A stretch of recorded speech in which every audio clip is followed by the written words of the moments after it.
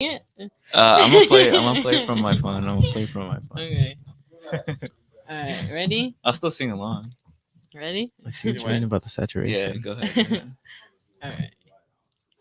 What did you say? Steve said he looked really saturated, I and look, now I see what he I means. look more brown than usual. Give a nice Oh. tan. Stop it.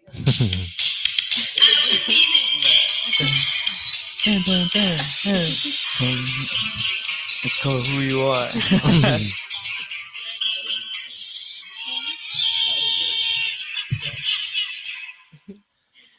What's up, Primos? It's your girl Jules, and we are coming to you live from the TGN Sports Studio. Sorry, we had technical difficulties, so we legit had to move the whole group to a whole new studio. Mhm. And of course, everyone is here though. We have my amazing co-hosts Stevie and Brandon. Say what's up. Hello everyone. How are you guys doing? Hello, everybody. I'm sorry about the technical difficulties, but we got to figure it out, and we got a special guest star today. Why don't you introduce yourself? Well, first of all, thank you for having me. Of course. I'm glad that it really worked out. I'm Jorge Xolalpa, and I'm a film director, Atlantic's film director, and I'm really excited to be here. I can't wait to talk to you guys. That's cool. Perfect. I just noticed your hat. Wow. Oh, is that okay? Is that Show it okay? to the camera, Should I yeah. flip it? We don't No? promote No, that no, on you're here. good. No. Okay. Well then. So why don't you? Me and Brandon are very curious about you because we are very much film lovers. So we'd Oh, like to. okay. I know you've gotten to know everybody else in so far the TGN, but why don't you introduce yourself a little bit more? Okay, so okay. I'm a film director. I started making films back in 2016. I made my first one with an Really? iPhone, and Oh. I proudly say that I didn't go to film school. I always talk Mhm. about that, and I just after graduating from law school, I said I watched Black Swan and I said this is what I want to do. This is what I need to do, and I just went full force. And I've been making a film every year. And this is actually my fifth film, so I'm really excited that I get to do this because you guys know how difficult it is for Latinx creators in Hollywood. Mhm. So I feel like it's some kind of part of luck and opportunity that's come my way. So I'm really happy and proud about that. But that's why I'm an independent filmmaker who made his first film with $100 and is now here 5 years later still making films. So and I hope to continue making films, because it's really what I Mhm. love. Yeah, Yeah. Wow, it's interesting. You went to law school before you did this. I did. I went to Loyola. Yeah. What was the moment that you figured out that you didn't want to do law school and you wanted to do It's movies? such a funny story because I was really I get to I'm such a perfectionist and I always want to be in control of things. So it was finals week and I said I'm gonna watch a rom com to kind of like de-stress. I saw Black Swan and I thought it was rom com because it had the ballerina. Little did I know it wasn't. But it's a good thing because it changed my life. Like it was on finals week. I remember watching it and watching it about 5 times that same night. Like I become really obsessed with things that I really like. So I just went over and over and I watched, and I remember saying, I think I want to do this. I said I want to do this, and of course, Latino parents, you know how they are. My mom was like, well, I don't know about that, but she's a big supporter. And now again, 5 years later, I'm glad I did. I'm glad I took Yeah. that risk and I went for it and I did it. Yeah. Wow. So that about was the your moment. Yeah. about your newest film, has this felt the most personal movie you've made yet, or were there other projects where you felt a deep connection with? So I think the most personal one was Your Iron Lady, Te Dame Hierro, which is based on my mom's life and which I made last year. And just because it's our journey, our first 3 years when we came to America, and it went to become something that I never expected. It was considered for a Golden Globe and it made the shortlist for the Oscars, and it's a film that's deep in my heart. This one, it's also a very personal film because I'm all about gun control, and I know a lot of people in this country we're so divided with it, but it's something that I've experienced myself with my niece. She was caught in the middle of a shooting at the mall at the Lamo. I don't know if you guys are from around here, but there was a shooting at the mall, the Lamo, a couple years ago, and she was working there, and I always talk about how she it wasn't even like there was a shooter, but the fact that there was a shooting there and she had to be stuck at the shop where she was working for 6 hours, not knowing how she was doing, really impacted me. And then after I was able to hug her, I went home and I started working on this project because it's a project that I hope people can watch and understand where it's coming from, which is why it's told from the perspective of parents. A year after a shooting, it's about grief, which we all go through in different ways. Yeah. Wow. it's a deep subject. Yeah. Yeah, So, it really is. I had a critic who said, if you don't feel good mentally, don't watch it. And I encourage that. If you don't feel like you could watch Mhm. something, it's then don't. Yeah. But Was you that should if you want. was that your point, to make people kind of feel unsettling, so it gets like your message across more, or is that kind of just like a side effect of what happened when you made your film? I honestly, whenever I make a film, I don't really think about the outcome. Mhm. I will say I'm very intense. Like I'm a very method director. So when I was creating this, when we were on set and we were creating these things, me and the lead actress talked about how it would impact the audience. And I said, I think the most important thing is just telling the story. It's a story that needs to be told. Especially because if you take away the factor of gun control and just put it as gun violence, it's an issue that nobody wants to address, because it's an issue. I don't want to get too political about it, but it's an issue that neither party wants to solve, because it's a fountain of money. O sea, es una fuente de dinero que nobody wants to fix, and it's like you have the NRA and you have everybody, and I'm not going to get into it because I get really political about it. But our point was for people to watch this and see this woman grieving, Mhm. and she does it in a way that nobody really expects. So it has a really beautiful but tragic ending. Mm. You guys will be there, right? Yeah, Yes. yeah, we Yeah. will. We Spoiler. are. I hate spoilers, so that's all I need to hear. That's all I need to hear. Yeah. I was gonna say, now that you're, how many films deep are you in? I've done 5. You've done 5. Yeah. Well, 6. My sixth film doesn't come out until next year, but I've already shot it in March. Will you say there's a huge progression to how you directed when you first started Oh, to yeah. now? Oh yeah, 100%. And I'm so open about that too. I share on social media about that because it all started with a phone, and a boom Mhm. pole, and then now I get to be on set with all these people and work with creatives who also have a different vision, and we get to collaborate. But yeah, definitely my latest film was, every film keeps getting bigger in a sense. Mhm. So yeah, definitely. Wow, that's cool. What do you think making films has done for you? And I know that's kind of a broad question, but I mean, like, what do you think it's done for you, holistically, spiritually, anything like that? Like, what has it done for you? Kind of just running with your dream. Like, I mean, it saved my life. I Mm. used to talk about how I had a suicide attempt in 2015, and I'm very Mhm. open about that. And then I went through a period in my life where after that happened, I used to tell myself, well, I'm not really good at anything, and the only thing I could be good at is killing myself, and I couldn't even do that, right? Which just sounds really disturbing, right? Mhm. But something changed when I started making films, and it really saved me.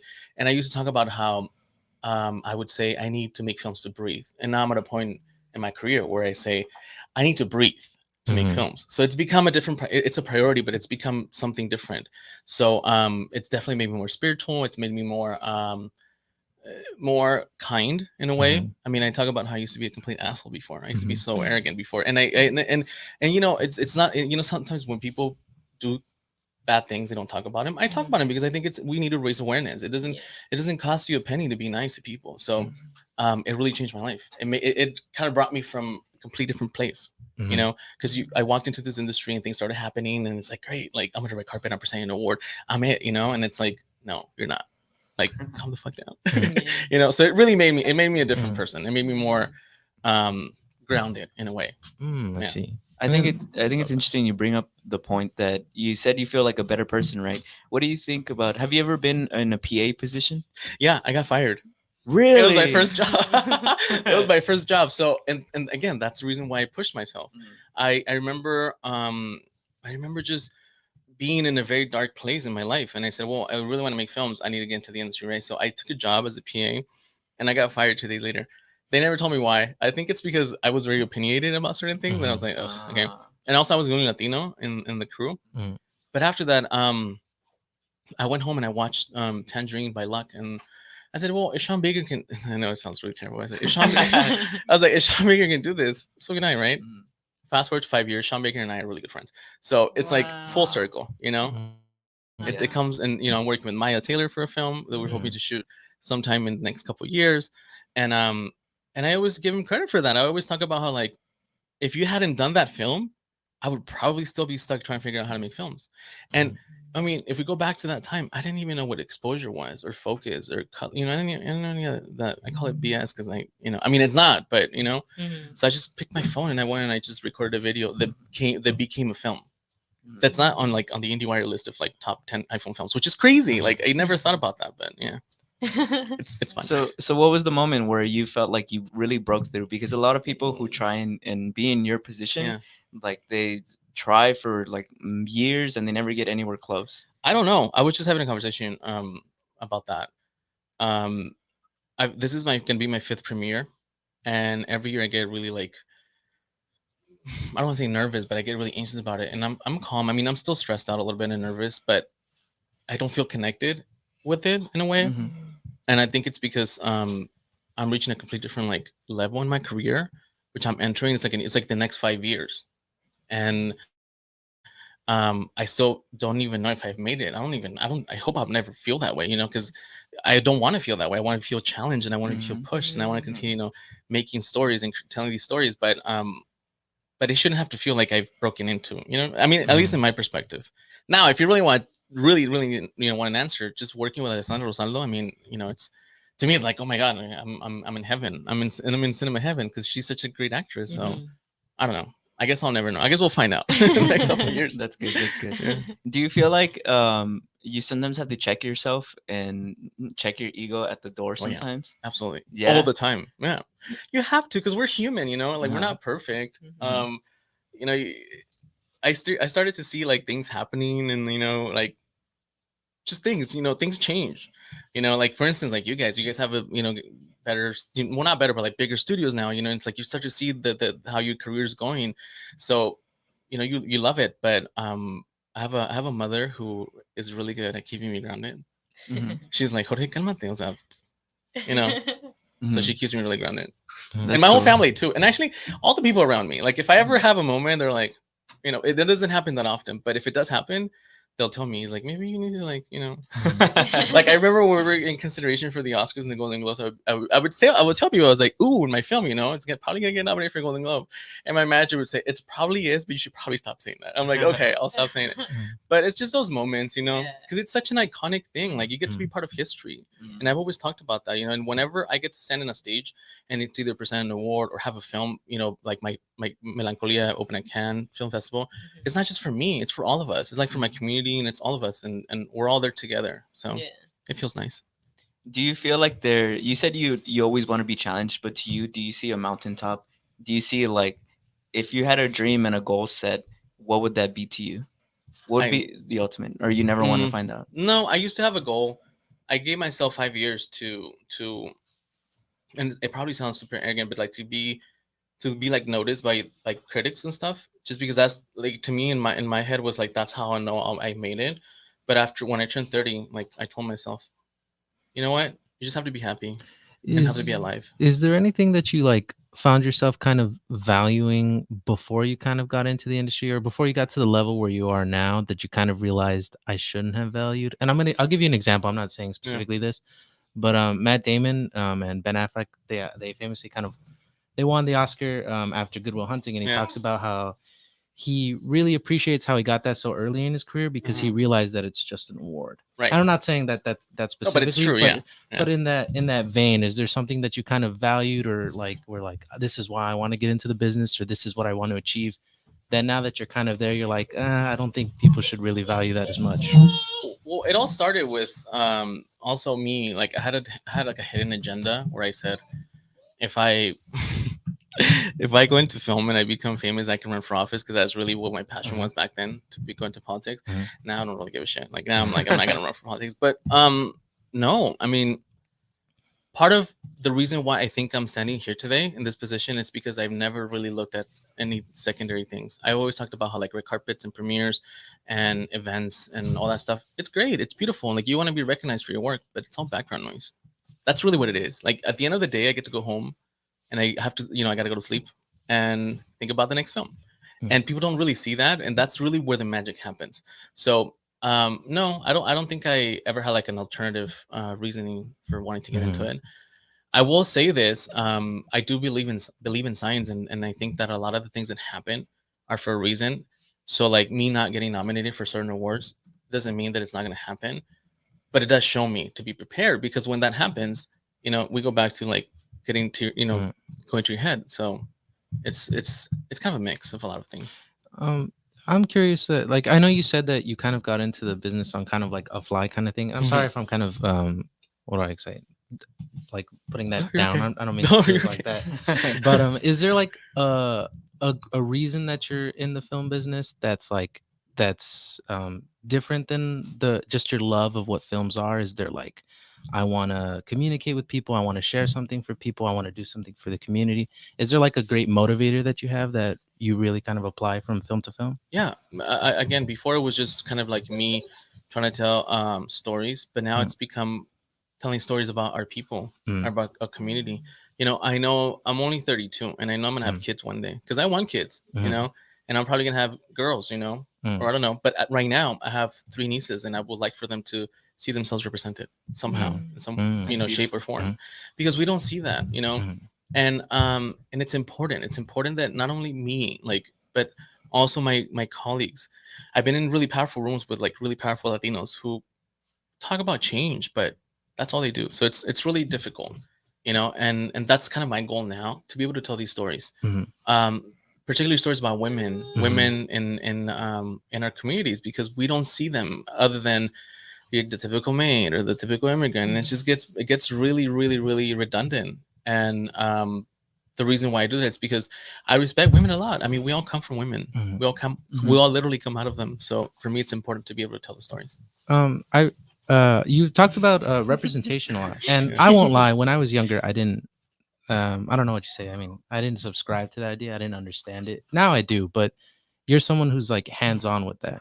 So like, I'm interested in what your like opinion is on that, or like the effects that it has and the importance of it for people who were once like me who didn't really understand it or value it in the way that it's valued now. Right. Mhm. You mean in terms of representation? Yeah, like what do you think representation does? Like, what's the importance of it? Like, how do you see it since you're there like firsthand? Well, I mean, I grew up watching movies, right? And I think that's what really prepared me to want to go into film without even knowing it. But whenever I would do interviews or I would go to events and they would ask me who were the directors I look up to, it was always three white men. Mhm. I never had, and I couldn't talk about like the Tres Amigos that everybody talks about, Mhm. which I'm not gonna name, but I love their work, by the way. Mhm.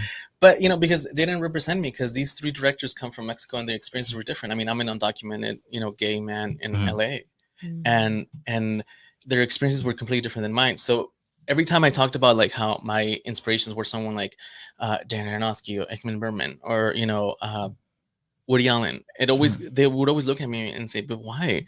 I said, "Well, that's all there was when growing up." Mhm. So it's important because aside from me saying that I'm gonna have children one day and they're Mhm. gonna be able to watch my work, or other children, other young youth, I mean Latino Latinx youth, I also have to remember myself. I was a kid once and I didn't really have that. Mhm. So every time I want to tackle something like that, I think about that. I think about what would Jorgito would want to watch, when he was little, Mhm. and it's like I always gravitated towards like really like heavy dramas, and I never understood why. There was always a white woman going through some struggle, and the Latina was always there, like she was like "Señora," and it's like, well, why? I was like, my mom doesn't do that. Like my Mhm. sisters don't do that. Like my sister, you know what I mean? Like it's just it Yeah. get really annoying. Mhm. So that's what it does to me, and I think that it's gonna happen, but actually it's happening, but it's happening very slowly, Mhm. like very really slowly. So Mhm. Where do yeah. you think the business is going? Because I know that there's a lot of, I mean, I feel like there's a lot of positive change. There's a lot that needs to be fixed. There's a But where, strike going on right yeah, there's now. a strike to be going on. Yeah. But where do you think the business is going? And I'll kind of reduce it down because it's kind of a broad question. Where do you think it's going in terms of representation and people of color being in the business? And like, where do you think that's going to be or where it's headed I in don't your know. I experience? mean, with COVID, I think that a lot of things were pushed back a Mhm. lot. Um, I will say this. I wish that um, all the minorities would look into what the Black community did Mhm. and learn from that, because Mhm. they were able to set their differences aside and just come together and create greatness, which is Mhm. what they continue doing, right? And as Latinx Latinos, how do you say it? Nuestra Latinidad es muy diferente. Like it's really Mhm. different here, and it's like you have people from all over like a bunch of Latin American countries, and they don't seem to like know how to collaborate to get Mhm. things done. Like an example would be when the Selena show came out. Mhm. I have my opinions about it, but you know what I did? I supported them because it Mhm. didn't matter. My opinion doesn't matter. You know, Mhm. it's like, and you have all these other Latinos who could possibly do the same thing, and instead they go and complain and talk about and tear it apart. What good does that to, what good does it do to us? It doesn't, right? Yeah. So I don't know. I don't know how the business is gonna go. On my in my experience, I had a whole year where things were happening and a lot of things came to a halt because of COVID, and now I'm back to still being an independent filmmaker because I'm gonna continue making films. Um, and until something happens, which it will, but it's just really slow because people are stupid. That's really interesting. That's really interesting that you bring that Yeah. up, though, because we were talking about that last week, right? About I think you brought it up Yeah. about Well, cause I brought up the whole thing about like, for me growing up, I never knew. Sorry. Okay. It kept happening yesterday. Sorry. You're good.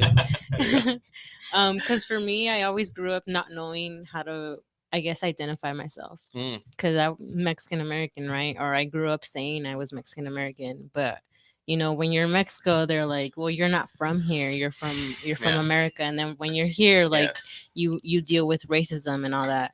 So I always grew up not knowing like how to fully identify myself, and then growing up seeing like I grew up watching novelas, so I grew up like But they're watching so all good, that. right? I love like the drama Yeah. and like the over like dramatic stuff, Yeah. and it was always seeing how a lot of them were white Latinas. Like they weren't they even if it was a morenita, like she was the maid or something.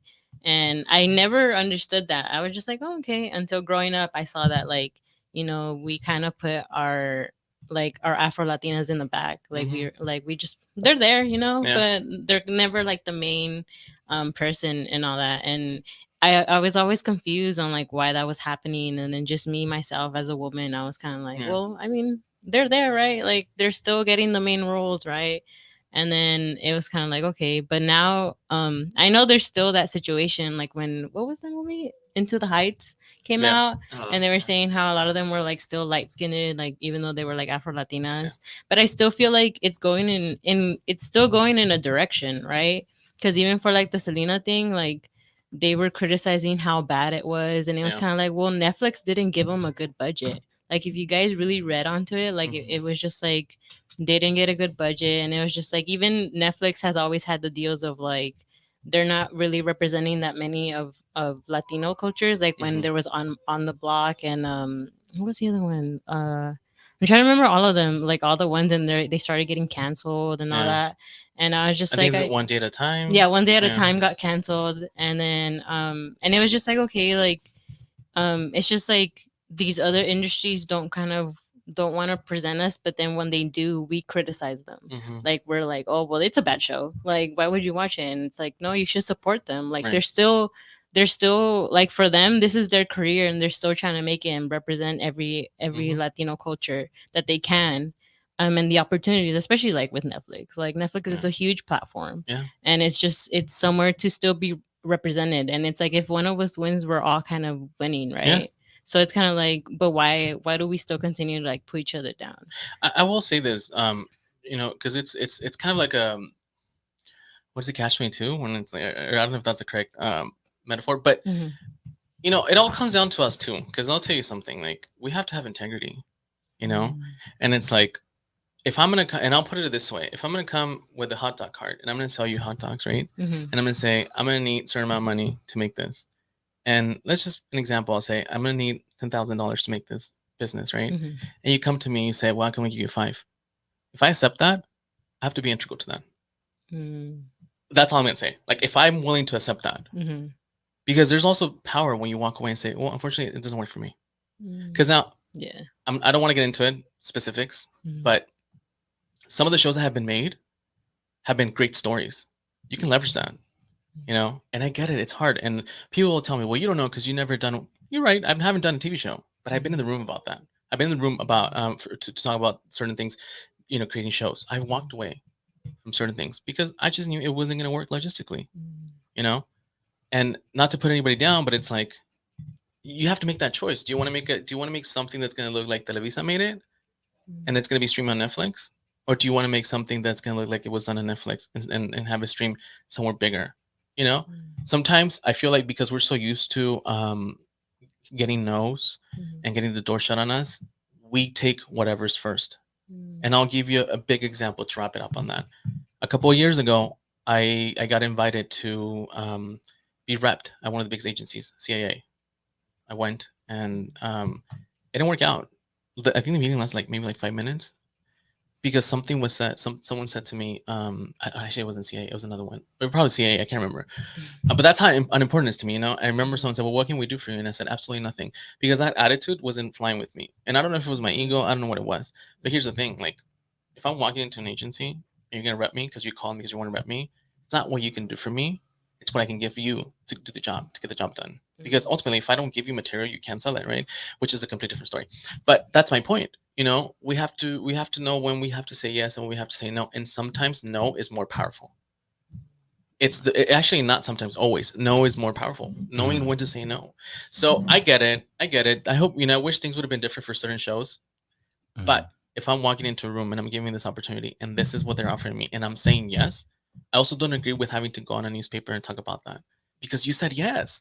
That like that's almost like saying, well, I fucked up. Sorry, but now let me just blame somebody else, and let's move on to the next show. Because then you're not being integral to, not only to yourself, but to your entire community, and that's very important.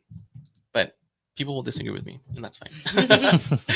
Wow, that's really powerful. Like Yeah. knowing when to say no, Yeah. because I think even especially for like upcoming artists, like Mhm. I'm sure for yourself Yeah. to say no and to like dismiss that must be like am I making the right decision? Am I making the right choice? And I think what you said opened my eyes a little bit to me because like personally me and Brandon like we basically want to do what you're doing right now Mhm. And you like will. Mhm. I mean, call me. We'll do it. No, seriously, I mean it. Yeah. But sorry, not everybody. But yeah, No, you it's will. okay. Yeah. Collab. I com- Wow.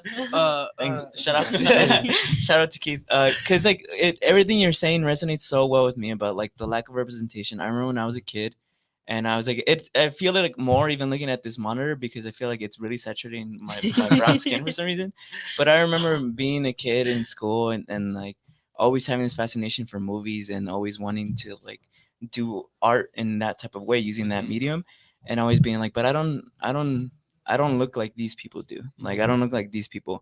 I feel like there's no other word to say it, but I felt like ugly. Like I felt like ugly in terms of my artistic value and ugly in terms of like who I am as a person. So just you like talking about this really does resonate with me and I just want you to know how much I really respect everything that you're saying. No, I appreciate that, and it's like, I mean, we all go through that, and Yeah. it's so frustrating because like, you think about like when you get to that point, right? You did ask me earlier, and I do think about it sometimes. Like if I get to a point where I'm able to create stuff without having it be such a challenge, right? What I would do is I would create an outlet to continue creating stuff. I'm not a fan of workshops. I'm just gonna say it. I'm not a fan of workshops. I'm not a fan of diversity or inclusion grants or anything like that, because I think that it's kind of a way of like pigeonholing yourself, right? It's like that's all you're good for, right? Mhm. And I want to be that person that walks into Paramount and says, "Oh, I'm making this with Paramount," without having to have an inclusion writer or anything like that, right? Unfortunately, those are the times that we're living in, and they're going to continue. And just because I don't agree with them, it doesn't mean they're not good. People should continue to apply for them if that's what your heart tells you to do. I personally don't think they change anything, because it's like while Hollywood continues making these big motion pictures, we're out here applying for like what $30,000 for a Mhm. pilot, Yeah. and then what's going to happen to that pilot? Is it going to get picked up? It's not going to get picked up. You know what I mean? It's just an example. Not that all grants are like that, but um, it's just it's almost like, to me, it almost seems like it's only holding you back a little more.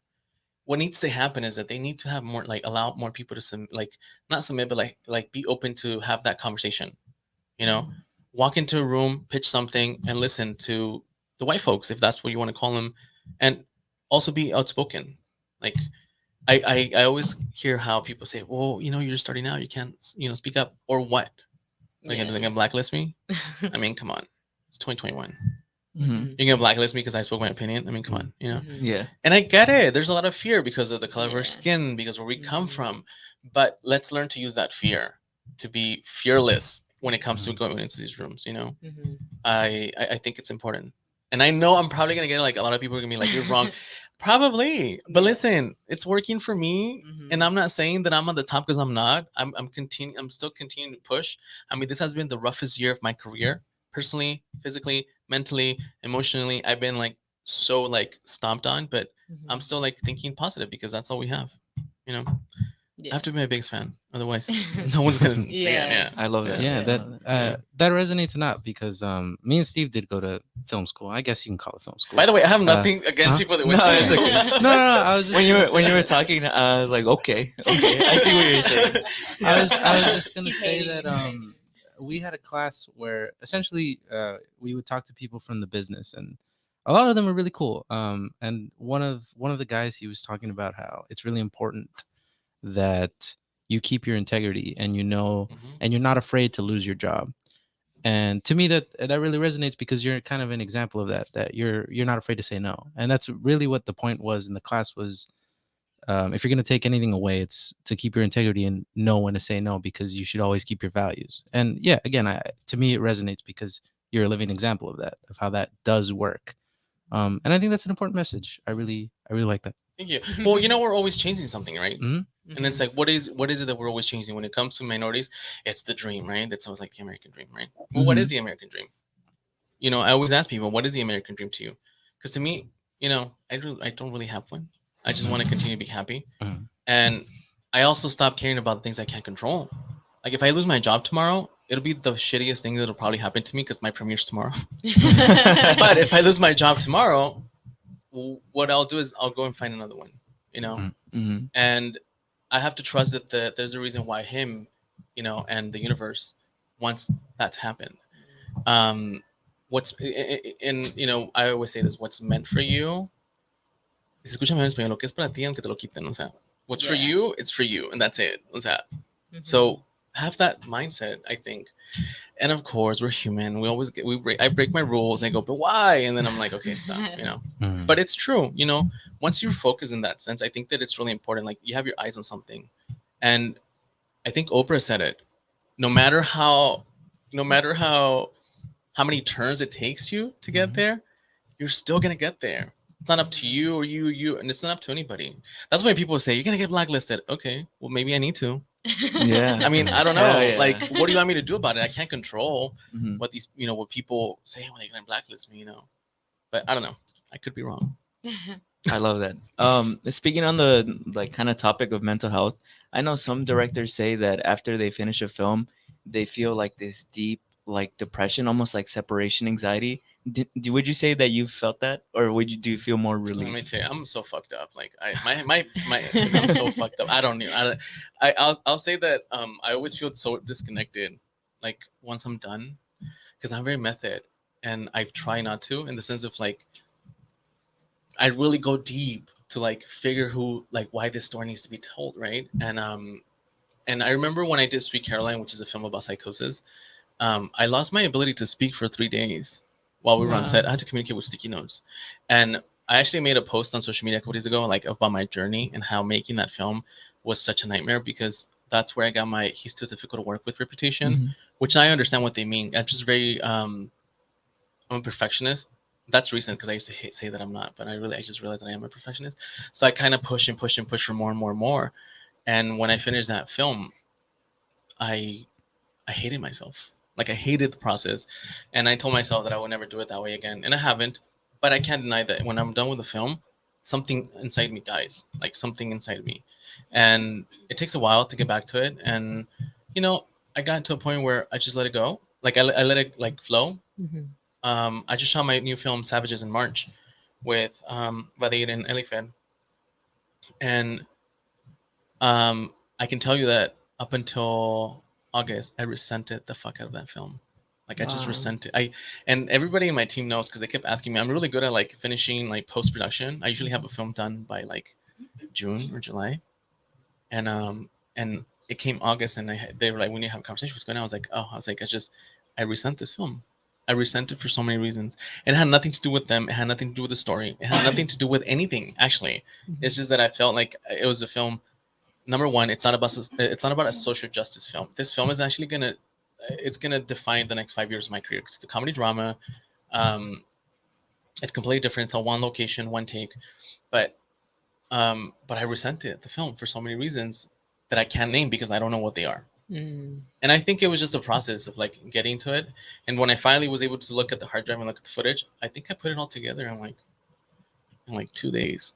Like I was like, okay, I really need to edit this. So I just sat down for like 16 hours. I was like, you know, and I didn't finish it, but I cut it, and you know, it went to the departments. But again, I don't know if that equates to what you're saying. I will say that like it's just that's just kind of my experience with that. No, yeah, Yeah. that does. It makes me really curious when you keep saying you're a method director. What exactly do you mean by that? I feel like I put myself in the shoes of the lead actor, like the lead role. Really? Yeah, because you know how like you tell stories with and this is so new to me by the way.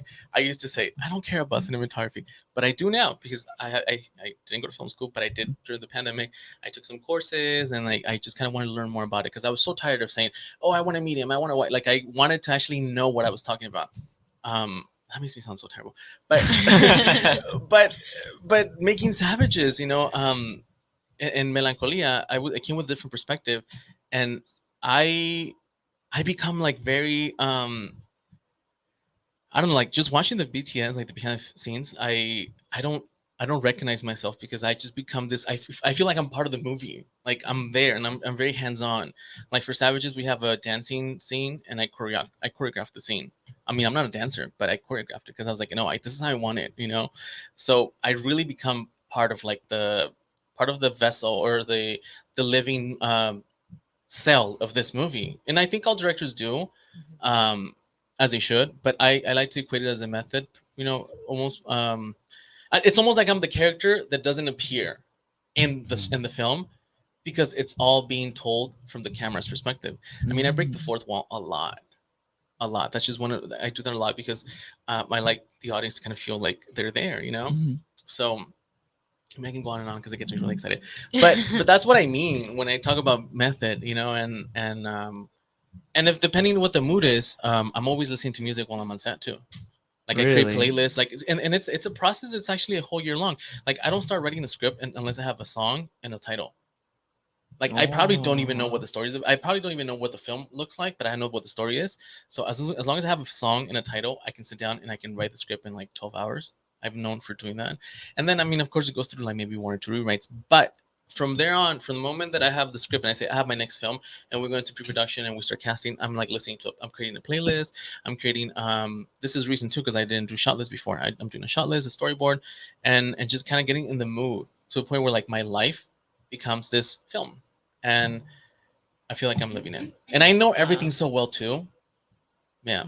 Someone said on set to me that Plutarco actually said, he's like, you're like, and I don't even know if this is true. He's like, you're like Almodovar's like we're like your little toys and you're like playing with us. Cause I'll be like, we'll be on set and be like, no, la mano pa acá, or like, I'll just do things. Mhm. Cause I'm just like really spontaneous, I guess, in that way. But Does it ever, since you're method directing, do you ever butt heads with then your main actors? you know what? No. 'Cause, Really? if someone is being difficult, I'll fire them. I've done that. Really? I fire some. I was like, hey, can we talk? I was like, it's not working out. I was like, and it's not you, it's not me, it's just not working out. But I will say this: I tend to be very intense, and I just shot a short film. My very first short film, by the way. I'm so proud of that. I've never done a short film. I did a short film a couple weeks ago, and Victoria Rosal, who's my constant collaborator, me and her, we always like talk to each other very aggressively. So, well, not aggressive, it was just like very intense. So I remember saying to her, listen, I was like, pay attention, focus, like, and it's just people think that we're fighting, but we're not. So no, I don't really butt heads with actors because it's not, it's not nice. I mean, why do you want to go to work and be an asshole? Like Yeah. that's why I don't think I'm difficult. I think I'm just very perfection. Like I'm a perfectionist. Like maybe it could be difficult that you can reshooting stuff, but never, no. And if somebody's disrespectful, I have no problem firing them. Like really don't, What's that saying? People tend to lie to you to come off polite as opposed to telling you the truth to come off rude. I don't care. I'll tell you the truth. You're being an asshole and you're fired. Wow. Now we know. Now we know if me and Brandon are ever But that's the PAs thing. on your. on your- But you have to, as directors, whatever cinematographers, whatever you want to do, you have to speak up. That's the thing. We have all these issues that are going on right now, and people talk about like discrimination. Well, but did you speak up? I mean, I know it's difficult because we have fear of losing our jobs. Yeah. But what do you want? Do you want to lose yourself? people tend to want to lose themselves because they need that paycheck, and I get it. But if you don't speak up, you create this culture, and it's Yeah, not good. people totally lose themselves. I mean, like the same thing about how me and Brandon went to film school. So I have a lot of colleagues who are like, we're all chasing like the same thing of like Yeah. working in the industry. And I won't name any names, but I know Oh, some please people. name this. I know some people who definitely like it's as if they're not even a genuine person Yeah. anymore, and they're totally being this thing because they think that's what will give them more jobs, that'll give them more connection, and that's what'll make people like them, and then maybe they'll hire them for Yeah. this specific job. And I've always told them, specifically this one person that I won't name, I've always told them like, I wanna dude, know. like, I'm like, dude, like, you gotta be like real. Like, I feel like you're talking to me as if like you're like an influencer. Like, I don't feel any What is genuine it? connection. It's like, let me tell you, like, I work for. I don't give a shit. Like, what can you bring? Like, what are you bringing to the table, right? Mhm. And it's so annoying. Oh my god, no, you gotta tell him to shut up. Well, because it's like it's what they say, right? Holly weird for a reason, right? Yeah. Because people will come in here and they will. I remember I told Brandon this when my first ever PA job. I was 18 years old, and I was working on this. Wait, how old are you now? I'm 22. Oh, okay. I thought because people usually say that, and it's like they're older. But I was thinking, you don't look that old. No, I was like, oh, you guys are like in your 20s. Okay, yeah. Yeah. So there was this director, and I showed up on the PA. It was my first ever PA job, so I'm like nervous. I'm very shy. And I show up to the location, and this guy who I didn't know later found out would be the director. He was just looking at me, and he was like looking around, and then like he went to like walk the block, and then he's like, can I help you? And I was like, oh yeah, like I'm here for like the PA job. He's like, oh, you're a PA? I thought you were a gangster. Like I thought you were like here trying to steal the cameras. And he just thought it was funny. And since I was like 18 years old, I was just like yeah, my bad. Wait, who is this director? I'm not gonna say his name. Can you tell me behind the scenes? I want to punch him. I remember. Do you remember the PA job we had right before the pandemic? Right before the pandemic, Mhm. like literally like a month before it happened. I remember the director. He was the last one to show up and the first one to leave. They Yeah. always do that. Yeah. I don't know. He was a funny character. It was who ended up kind of directing. What was her position? She was like the producer, She was right? the producer, and she ended up directing She ended up most kind of of it. directing most of it. Yeah. So What film was this? I'm not We gonna. can't Was this say. in New Mexico? No, I'm just kidding. Mm. no, I mean, I don't know. I felt like the film had a lot of. Yeah. I don't know. I didn't think it was a bad film or anything from what I saw. It's just it was interesting to see that kind of direction because the examples that you get, you're kind of like, this guy's directing. Yeah. But like then someone like you, someone like you is like very hands on, and it's refreshing to see that someone who cares a lot about the film. Yeah, does the, this. the director Yeah. that he's talking about, there was a lot of times where he was just like sitting, like literally staring at nothing, and while the producer direct, and sometimes What? oh, I don't want to say his name. I'm gonna come up with a fake name. Call him James. Juan? There was James, this one we know. time where he was just sitting like this, like on like an Apple box, And somebody he- was taking a picture, probably. and he was just like looking at nothing, and the producers like because James started getting mad that like she was basically directing the movie. So the way they kind of compromised is that they would only roll camera until he says roll, and then he says action. So they were all ready to go, they were all set, and the producers like, James, and he was like just spaced out, like looking at the wall. He's like, James, and he's like, oh, sorry. Like he completely Yeah. forgot we were shooting.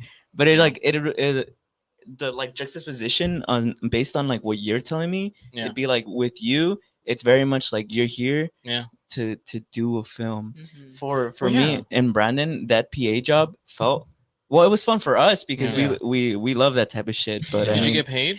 no.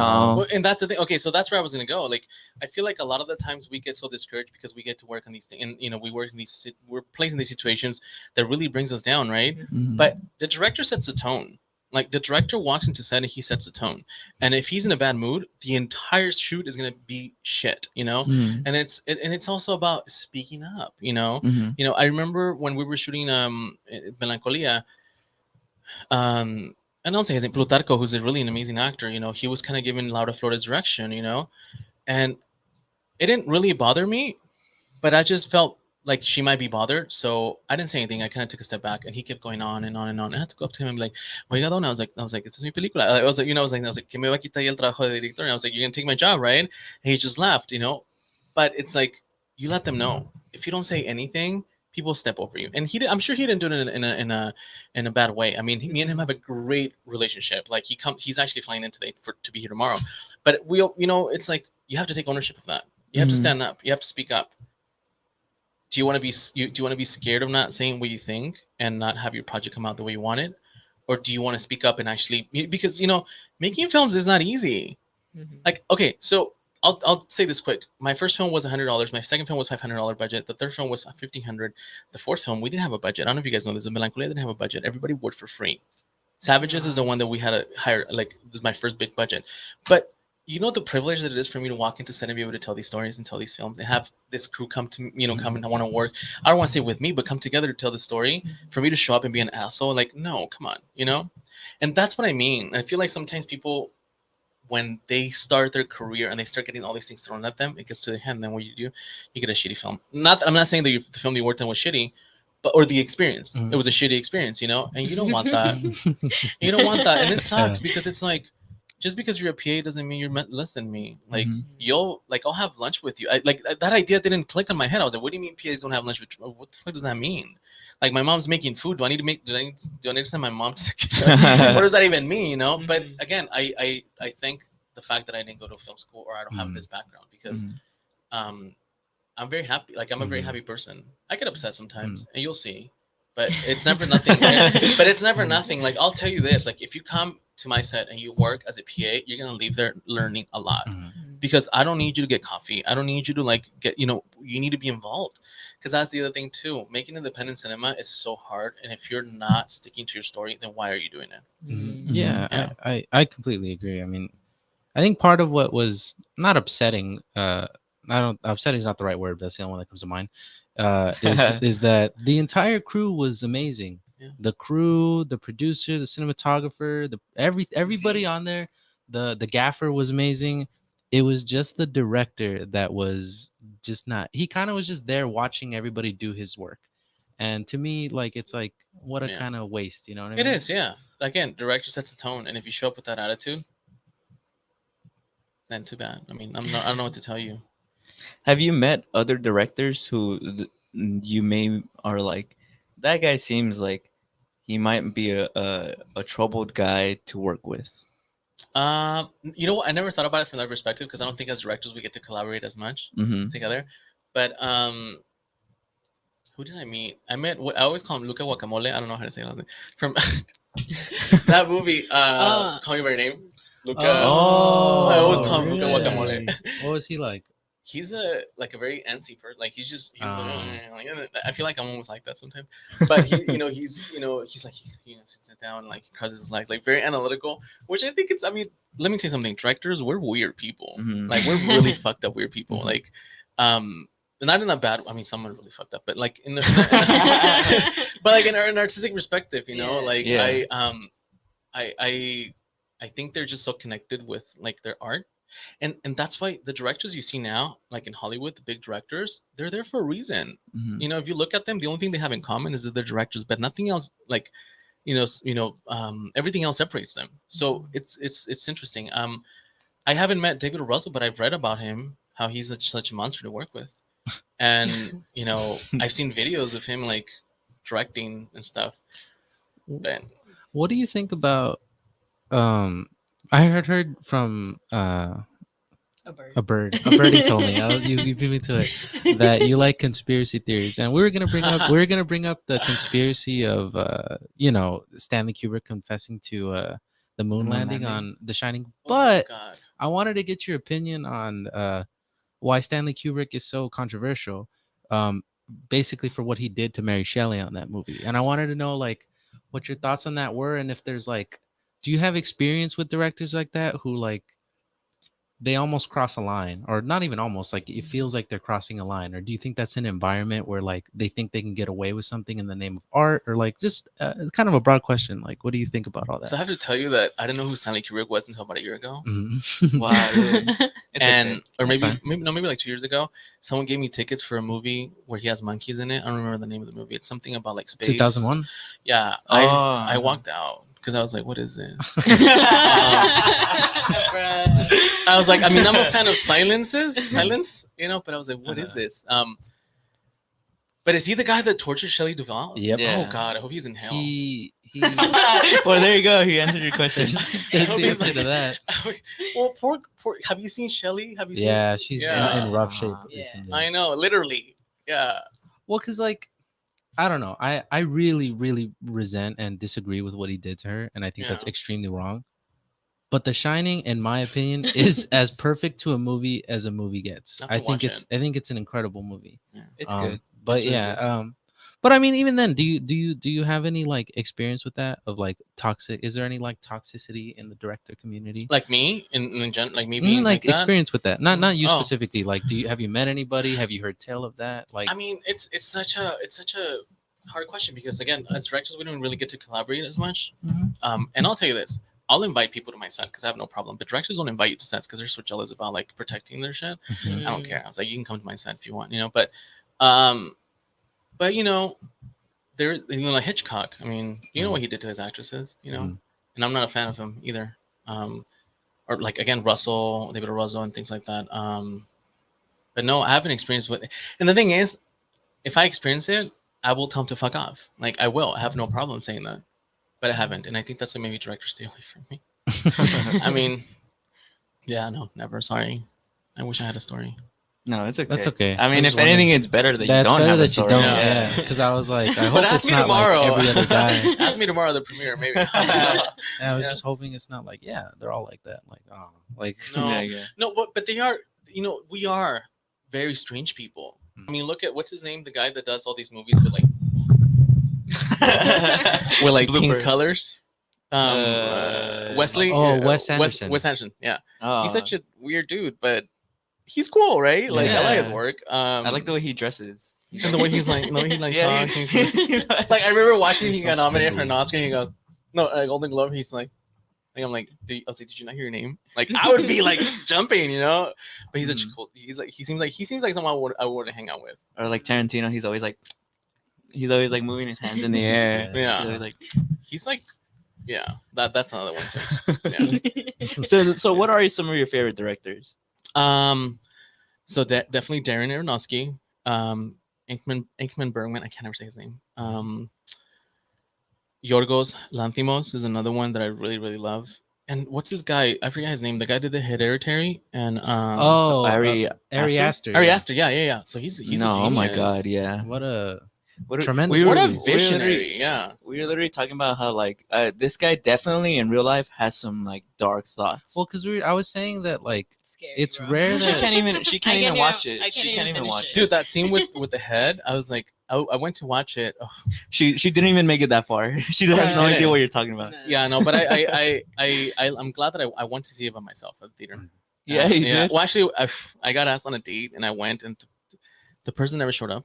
Ah, No, well, he showed up, but boo. like he couldn't come in because he was scared. And I was like, "Well, you pick the fucking film, dude." But whatever, that's a different story.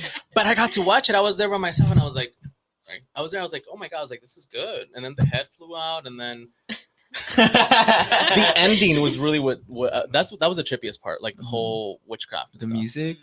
the one that always gets me. It's so simple because a lot of movies do it. Is when she's staring and then there's the grandma in the corner, like her silhouette, Yeah, I and know then she you're turns it talking on, the light, and she disappears. I don't know. I Yeah. think that's the best application of No it, in my opinion. spoilers. That's like You're never gonna watch it. You're too scared. You should watch it. You should give it a try. It's really good. Watch it like during the day. I do. I always watch it in the day. Get high. But no, I'm a freak out. I'm a freak out. But the new one, it was really good. Midsommar. Midsummer. Yeah, whatever. Yeah, the what's his name? I always forget his name. Florence Um, Pugh was amazing. I always see the memes. what's his- Oh, she's crying? The, Yeah. the lighthouse director. What's his name? David. Is Uh, it David? Eggers. David I have to watch Eggers. that, Yeah. Eggers. Have Wow. you seen that one? Mm-mm. Tremendous. Should Is watch it a that horror one. film too? Yeah, you should watch Okay, that one. That I'll one's watch it. good. It's with what's his name? Willem Robert Dafoe Pattinson? and Robert Robert Pattinson. Pattinson, yeah. Just not a fan of him. I don't think he's Really? Which one? I feel like you gotta give him a chance, man. Robert Pattinson? Yeah. He's a good actor. I Is just he? think he's underutilized. Like nobody really gave him like a well because It's he 'cause started in Twilight. Twilight and he's in Harry Potter for like a minute. Did you see Oh, him that's in? right. Yeah. Did you see him in Good Times by the Safdie Mm. brothers? No. No. I feel like wait, is it Safdie? Safferty. Safdie. Yeah, no, he's you gotta give him a chance. Like Okay. he definitely had like a little bit of a reputation of like a Oh. pretty boy who doesn't really know. He kind of reminds me of like Nick Cage, where like they're kind of crazy, but if you really like give them a chance or work with Mhm. them, they're really good. Mm, But okay. then that's how he reminds All me. right. Andy Mendoza from the YouTube live chat said top 5 movies. Buffer. Oh, mine. Your like top Yeah, five movies? yeah, yeah. What are, no. in no specific order. Okay, Black Swan, Okay. Rabbit Hole, Okay, Maps to the Stars, okay, um, Scenes of a Marriage, okay. the original one, and there's this new one that I just watched that really made it to my top. It's a Japanese or Korean film, I think. Parasite? No, A Need for Love. And A Need for Love. Do you know what? Do you know what I'm talking Mm-mm. about? Oh, okay. You guys should watch it. It's a beautiful film. I'm literally gonna write I'll these. put it on the list. Yeah. Yeah, I'll put it on the list. Yeah, there's always a bunch of films to watch. I think that's what it's called. And then Patty with Fatty Said said Hereditary is terrifyingly genius, and you still haven't seen it. Have you seen it? I've never seen it cohesively. He hasn't seen it. Basically, He I hasn't have seen it, but I haven't seen it cohesively. Fake, fake. No. We'll watch it for this spooky season that's coming up in October. Mhm. You gotta take notes. Mhm. Damn, they had spooky season like this past weekend, bro. I was so scared to go back to my room. Wait, so are you guys scared of like horror things? No, they were watching like actual. Well, things well, that- because Well, it is horror, but it's a different type of horror. Steve and Yeah. I and another friend, we have a tradition that started. What was it, like 2 years ago? 3. I want to say 2 or 3 years ago, Three. where we just get together and watch spooky videos, and we were doing that. Like and real? Oh, got it. real spooky videos. Oh, I got to come back and tell you guys because I have some spooky stories. And Oh, really? Mhm. tell us one. We got time. Yeah, Tell yeah. us one. What Okay, is so some I work in interesting- property management too. I work full time, and I took over a historic building in downtown. Mhm. And I usually like to knock on doors and introduce myself to people. So I was walking, and I told the story to you. I think I was walking, knocking on doors, and then I bumped into this old man, really nice guy. He was telling me the story about the building and how, like in the 20s, 30s, like it caught on fire and so many kids died, like because it's like 10 stories, but it's all 10 stories down. And we were talking for a while, and I was like, I really gotta go because I have to continue, right? So I went back to the office, and everybody was just looking at me really weird. And I'm like, I was like, I'm sorry, I was late, right? So they're like, no, we want to show you something. Like, who you were talking to? I was like, I was like this neighbor from like 3 or something. So then they showed me the cameras, and I was talking to myself the whole time. No way. Yeah. Do you have the video? No, I don't. That's the thing. No way. No. But No it's such a way. crazy story, right? Bruh. Wow. Yeah, but Like, he- how are you? Like, you were like just talking to somebody? Or you were Yeah, just he kinda was a like- resident. He was like coming to the elevator, and we just stood there, like we talked, and he told But, me like, this whole story. You What did, saw what the did- what video? did it look like in the video though? Were It you was just like, me like talking to myself like the whole time. Whoa, Like I'm that's crazy. What? Yeah. That's What crazy. the fuck? Did you get Ain't no did way. you get a No bad way. vibe? Did I what? Did you get a bad vibe? Were you like, there's No. something off about this guy? No, but I've always been very like intuitive and like very connected with certain things Mhm. like that. It doesn't scare me. So he seemed like just a normal guy. Yeah, And he he was lives just there talking to apparently, you? and they told me that That's people have crazy. talked about how they seen him Oh, around they there. see. Yeah. Whoa, Yeah. that's crazy. And it was my first day. I wanted to introduce myself. So, So that happened, and you're like, wow. so I'm That's friends with a crazy. ghost. Have you seen him since? No, I don't work there anymore. No. Nah. Mm. Maybe he'll visit you some other But time. always things like that would happen to me. Always. Yeah. What? That's That's crazy. crazy. Good. Yeah. What would you do? If they showed me a video and I was just talking to myself, Yeah. I'd be like, Nah, this guy would freak out. I was like, yeah. I'd probably go to a doctor. I'd be like, do I have I don't know, what do they say that do I have some Schizophrenia? carbon monoxide in my house or something? Yeah. You know, that's a thing they say. I'm not saying that's what happened, but that's what people say, where they're like, if you think you're seeing ghosts, you should put a detector because that's a symptom of is it carbon monoxide? Really? Yeah. Apparently, I'm not saying that's what happened because it sounds like you have a great story, but that's a I saw it on Reddit, so maybe it's not valid. I didn't know that. That's Reddit is interesting. always right, man. Yeah. Reddit is always telling the truth. It's a collection of intellectuals. and- Yeah. And the Reddit never tells any lies. It's all fucking facts. Wait, so I want to know, what are you guys' favorite films? Say again. Oh, man. Favorite films? You start. Oh, man. It's hard. I always think back to one of like our teachers. He said that like it's the more movies you see, the harder it is to kind of Yeah. have a list. So I'm gonna just say 5 random films. The first ones that come to my head. Say Back to the Future when I was a kid. Oh, that's a good one. I really like Lighthouse. You should watch Lighthouse. That one's really good. Let me see. I like M. It's like super old movie, super old. It's like from the 30s, right? 1930s. Mhm. What's another film that comes to my head? Brandon, you go. I'll think of the other two. Sheesh, 5 is difficult. Jurassic Park is my all-time favorite movie. I like Memento. You know they're doing a remake. Of Memento? Yeah. Oh, Wait, how? Christopher who? Nolan With or Christopher someone Nolan? else? He's a producer, but he's not directing. it's not gonna be as Really? good. It's not gonna be as good. Well, the first Memento was like super low budget and The like, only Memento, you mean? well, not for long. Yeah. Uh, 5 movies. How many you got? Two. Well, that's 5 in total, I guess. Yeah. Do you have any more? I think for my sister it'll be easier because like Yeah. I'm literally like being overwhelmed by. Well, you guys are Terminator- siblings? Terminator 2. 's Oh, good. yeah. she's Oh, I a didn't sister, know. yeah. Okay. We don't look alike. Sure. I I mean, I guess now that I see it, yeah. It's just I don't have the beard. And you don't have the nose ring. Yeah, that's true. I have the more like indigenous nose. My top 5. Mhm. I always say the same one. So Terminator 2, Scream, Her. Oh my god, I blanked out. Parasite and I'll just say Corpse Bride. I used to love that movie Oh, by okay. Tim Burton. Oh, I always wow. loved Tim I didn't even Burton. think of animated movies. Yeah. Corpse Bride. I like Princess Mononoke. That's a good movie. Which is that one? It's a Hayao Miyazaki movie. It's the one with the. You probably seen pictures of it. It's the one with the white wolves that are giant. Oh yeah, okay. I Yeah, know that it, one's right. good. I like Signs. Oh, that's a good one. I love Signs. You know, whenever I'm depressed, I watch that movie. Yeah, it's Really? a it's a It good brings it's me a good back. bring you upper, right? Yeah. Yeah, you It's should like- watch it, bro. It's like Really? I'm dying from depression here, and then the aliens could just come anytime and just. Sleeping on life. animated movies. Yeah. Patty with a fatty said sleeping on animated movies. You know what? Most people are sleeping on animated Yeah. movies. They're sad. That's why I don't watch any of them. Well, it depends on which one. I know that like some animated No, they're movies. all Yeah. sad, yeah. No, yeah. Well, because it's like I don't know. You know what? I never thought of it that way, but you're right. A lot of animated movies are sad. Yeah. Are we out of time? A little bit. We're a little over, but I mean, no rush. We got like One 5 more, minutes. just real quick. Yeah. Real Women's Have Curves. That's a really good one. That's one of Real my Women's favorite Have ones. Curves? With Have you guys seen it? America Yeah. Ferrera, yeah. It's a really good movie. Have you guys seen it? No. You guys No. gotta watch it. You should watch it because no, it's Latinos. It's it's a beautiful film. Yeah. It's hard though with movies because I feel like you want to categorize them because you're like, well, there's biopics and like Mhm. the Like the Social Network. like the Social Network and what the hell's I lost the name. Richie Valens, La Bamba. Oh, La Oh, Bamba. La yeah. Bamba. Oh yeah, La Bamba's good. What a good I movie. like it. Gone Girl. You guys should watch Gone Girl. Gone I was Girl. gonna Oh say hell that. You know yeah. you know that scene where she like. Yeah. I always talk about how like Gone Girl is like my favorite comedy romance, and I went on a date once, and this person asked me, like this dude is like, "What's your favorite rom-com?" I was like, "Gone Girl." He never called me back, which is fine. It was a joke, right? But if you don't have a sense of humor, right? Who It's said like, that? you- Somebody else said I that. said An that. actress. oh yeah, that was Anne Hathaway. Yeah, she said that. Because And it's then such a nobody good laughed. movie. It's Nobody such a, laughed. I know it's such a good movie. Come on. She was like, "Oh, my favorite movie is the rom com Gone Girl," and Yeah. nobody laughed.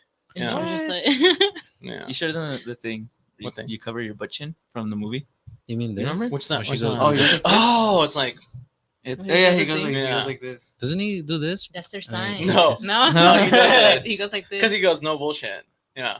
Oh. Yeah. Remember? Yeah. She's like, "I don't believe you." You 'cause see, have a and I butt can chin." quote that movie. I can quote. I'm not even gonna That say. movie's good. I wish- I feel like Amy Dunn lives in me. I wish Rosamund Pike was in more stuff. I really like She's her. so good. She's really good. Yeah. And she's in more stuff. Hmm. American Psycho is really good. It's weird because I feel like people get lost in the sauce about how like that's literally me. You know what I mean? But like I Like don't know. Joker. Yeah. I've never seen it. You never seen American Psycho? Is that with Batman guy? Yeah, Chris. Christian Bale. I think it's because Bale, a lot yeah. of people think it's like a toxic I've masculinity. actually type thing. never seen it either. But it's a female director, and it's like a critique on toxic Female? Yeah, she's a female director. you don't say Really? female, man. What? Female's bad. You say woman. Oh. Women. Nah, I'm just kidding. I'm just busting your balls. Woman I'm literally busting your balls. I don't know. All right. Well, She's of the other sex. She's of the other sex. Yeah. I was like, oh, does she identify? I was like, damn, like why you? no. I'm just fucking around. It's because I see some people say that you can't. Female's like an offensive term. This like. Do you find female offensive? No, I would say male. but other people do. Oh. I would say male Sorry director, to too. anyone I offended. Oh, dude, look, they're already. Fox News. Oh, already- they're They're coming reporting. in. They're coming in Like, droves. canceled. Like we see a bunch of comments. Brandon Be like, is well, over why did you party. invite me? How dare you? Yeah, to save face. You're like, I can't believe I'm on this show. And then I'll turn around, make sure they see me on camera that I'm upset, right? You're like, I don't have a problem walking off. Right. As I'm walking off. No. Yeah. Well, it looks like we're out of time, guys. I had a great time. That was a great show. Yeah, this is a great Yeah. time, man. Thank you for coming on the show. Thank you for having me and for You can waiting come back for me, anytime. Yeah. I'll- Yeah. I'll I come want you to back. come back. Yeah, Like, you we should have- come back. We should. Yeah. It's official. He's a regular guest of the show. Yeah, I Yeah. have so many questions about conspiracies, like why are we going to Mars and things like that. You know, so, The next, you'll have to show up next Yeah. week. Yeah, you have to For show sure. up. for sure. All right, y'all. We'll see y'all next time. We Make don't sure have- y'all follow us. We don't have the sound, but We just don't- remember I we do a know. little trolling. We always Yeah, do we don't have our outro. We don't have our Oh. outro. But Well, thanks I got everyone you. for Let me watching, sing it. Thanks everybody for tuning in. whether the future or in the present. Oh, and shout out to our special guest, Jorge Xolalpa. Oh yeah, check out Xolalpa. Melancholia. Xolalpa. Sorry, It's I okay, get it's okay. confused with the pronunciation. Thank you for having me, guys. Check I out had a lot of fun. Melancholia and check out all his future work because I'm sure it'll Yeah. be a banger. Thank Watch, you. he'll be at the Oscars and they'll be like, "Hey, look, they interviewed that." No, guy." don't watch any of my films. I mean it. Don't. Well, goodbye. See ya. Well, we're still on YouTube though. Yeah, Hey, the YouTube. YouTube guys always get an extra one. They, the YouTube guys always get it behind the scenes. Bye, YouTube. They get the behind the scenes. They get it behind- Oh my god. We got to do that thing where we pretend talk. Where Like Wait, the is it ghost? over? Is it over? is it over? No, it's still on. I meant like in He's in the frozen. news. You know how when the credits roll, they still talk, but you Oh, can't and they hear them. zoom out. Yeah. and you Hey, can't can hear them. someone zoom out the camera? Zoom out the We're gonna fix time. Well, there we go. Oh no, I definitely plugged them